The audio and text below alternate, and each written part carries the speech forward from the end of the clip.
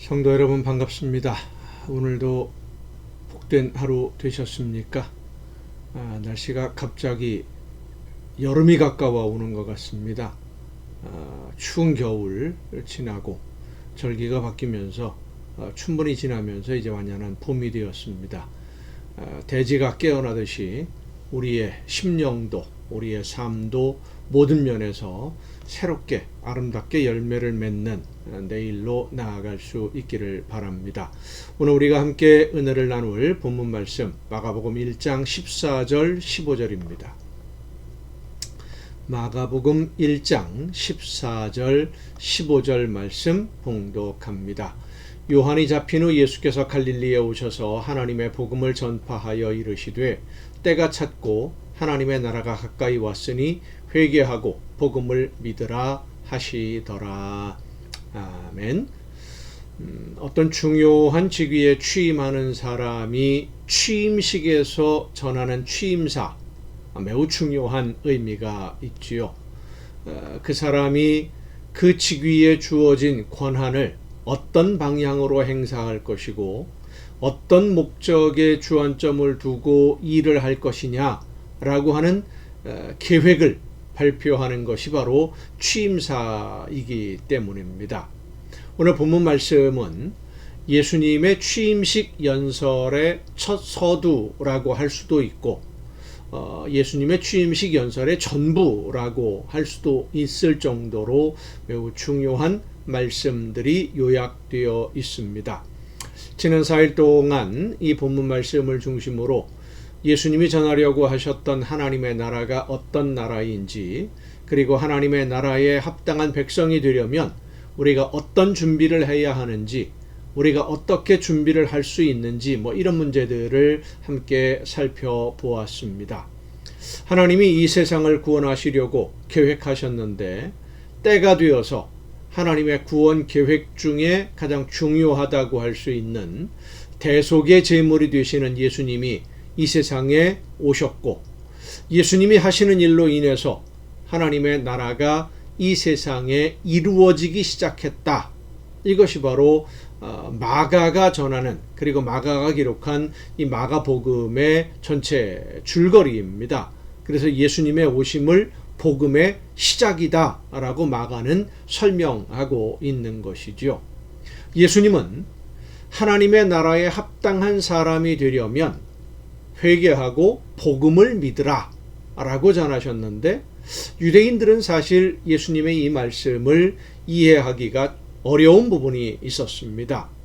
요한이 광야에서 죄사함의 회개를 이야기했을 때 유대인들은 자기들이 알고 있던 율법을 지키는 것이 회개이고, 그래서 율법을 지키고 하나님을 섬기면 하나님의 나라가 임할 때 하나님의 나라 백성이 될 수 있다고, 그래서 그 모든 혜택을 누릴 수 있을 것이라고 유대인들은 생각했었습니다.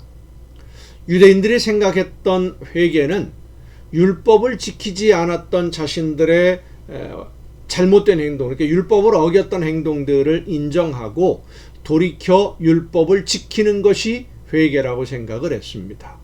제물을 드려서 하나님께 용서를 구하는 것도 그 회개의 한 방법이 되겠지요. 그리고 그런 방법으로 요한에게 와서 세례를 받은 겁니다. 그러니까 율법을 지키면 하나님이 의로운 사람으로 대우해 주실 것이다 라고 생각했던 겁니다.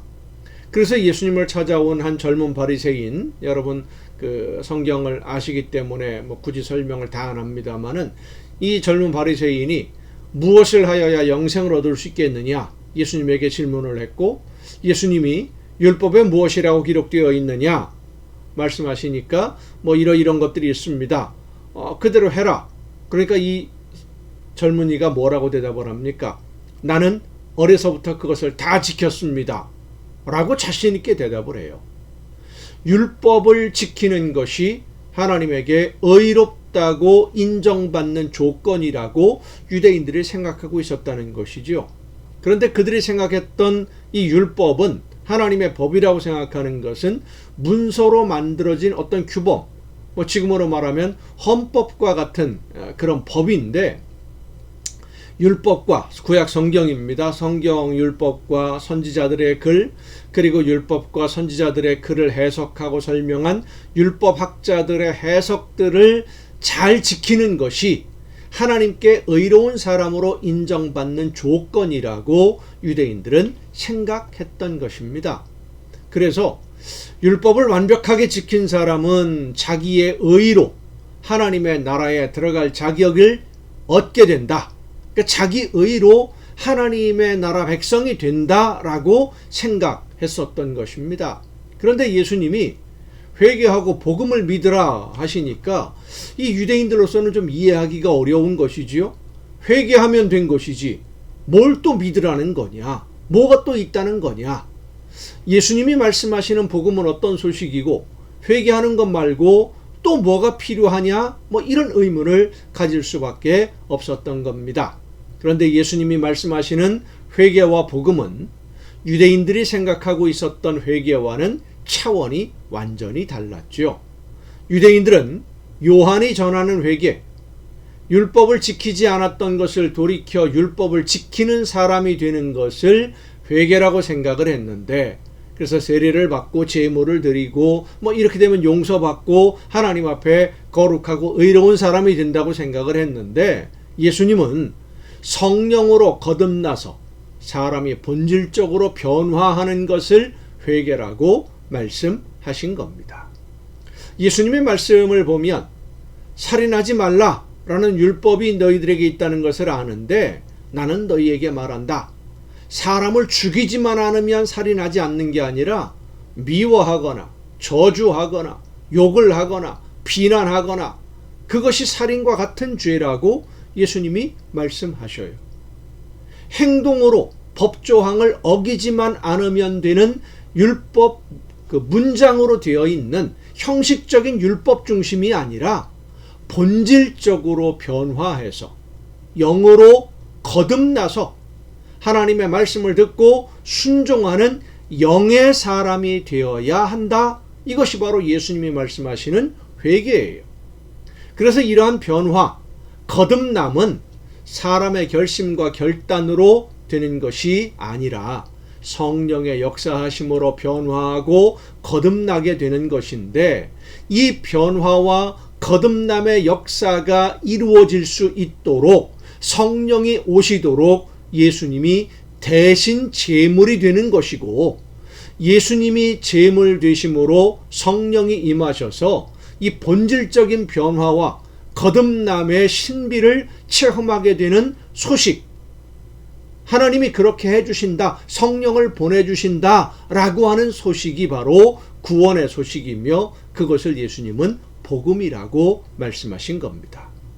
유대인들은 내가 무엇인가를 해서 하나님에게 의로운 사람이 되어야 된다라고 생각을 했어요. 자기의 의로 하나님 앞에 서야 된다라고 생각했던 것이죠. 그래서 대신 제물이 되시는 예수님의 소식이나 성령으로 거듭나는 것, 그런 것들은 필요하지 않다고 생각을 했던 겁니다. 하지만 그것은 유대인들, 그들의 생각이었고 그들의 기준이었지, 하나님이 말씀하시는 하나님의 나라에 합당한 기준은 아니었던 것입니다.